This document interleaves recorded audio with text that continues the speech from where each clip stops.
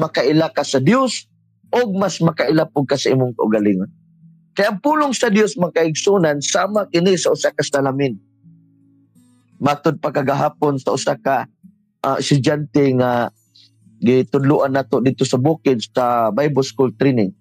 Naghimo mig evaluation og na-realize daw niya matod pa niya sa iyang testimony nga daw ang pulong sama kini sa samin nga kung manalamin ta, manamin ta, makakita ka sa imong kaugalingon.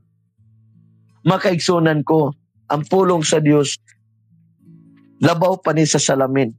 Kaya ang samin, pwede naman kang magtanaw dito nga maura gyapon imong dagway.